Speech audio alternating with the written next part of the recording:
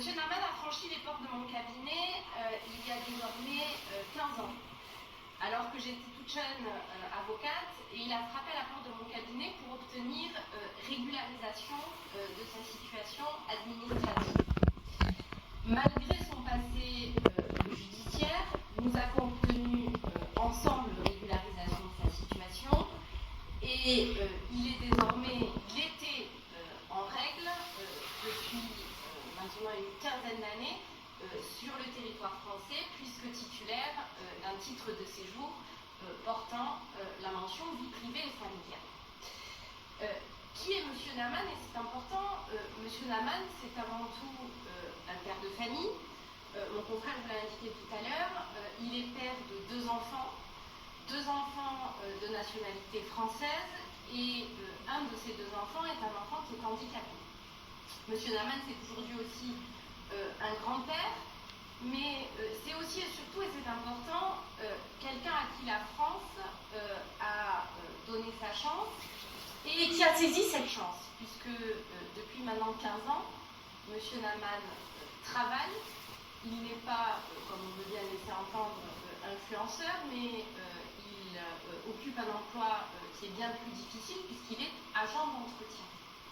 Agent d'entretien sur le territoire français depuis 15 ans, et depuis qu'il a obtenu la régularisation de sa situation. J'insiste sur le fait, c'est important, que depuis ces 15 années, M. Naman n'a plus commis aucune infraction sur le territoire français. Depuis 15 ans, son casier judiciaire ne comporte plus aucune mention, et c'est finalement, depuis ces nombreuses années maintenant, un citoyen lambda, et pour ne rien vous cacher, tous les ans, depuis maintenant 15 ans, il vient me saluer au cabinet, il vient me souhaiter ses vœux, il vient me raconter le travail, sa vie de famille, etc. etc. Alors c'est quelqu'un qui a tenu, et j'y reviendrai pas, je laisserai mon confrère s'expliquer là-dessus, non pas les propos qu'on lui prête, hein, il a tenu un certain nombre de propos qu'il regrette aujourd'hui, mais c'est un homme, je pense, qui a droit aujourd'hui de s'expliquer, qui a droit à un procès équitable. 7 janvier 2025, à 15h50, le parquet de Montpellier lui remettait une convocation en vue de comparaître devant le tribunal correctionnel le 24 février prochain à 14h. Au titre des propos reprochés, nous serons très clairs, et de la même manière que le ministère public, le procureur de la République de Montpellier l'a été.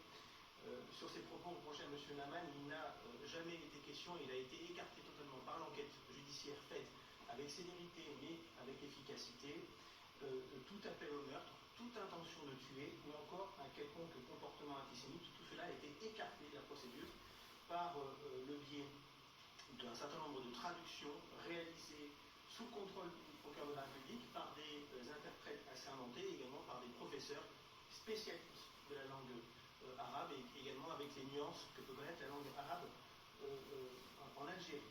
Et tout cela nous permet de dire et de confirmer que la publication incriminée, la publication initiale diffusée par notre client, a été détournée de son sens initial par le biais de certaines personnes qui se sont immiscées dans des traductions plus ou moins officielles.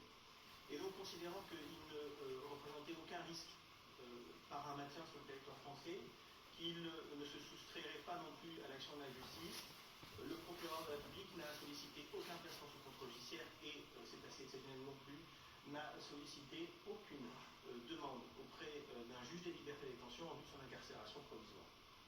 Et donc c'est en responsabilité et dans le sens du respect d'une convocation judiciaire qu'il attendait et qu'il espérait finalement pouvoir comparaître libre devant le tribunal correctionnel de Montpellier le 24 février prochain. Mais contre toute attente, vous l'avez compris, avec une forme d'urgence inédite, le ministère de l'Intérieur a pris à son encontre un arrêté dès 16h20, un arrêté d'expulsion qui lui a été notifié et de retrait de son titre de séjour.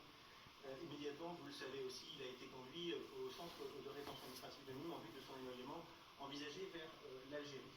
Et c'est là où la procédure administrative va connaître un certain nombre d'événements particuliers, puisque dès son placement en centre de rétention administrative, M.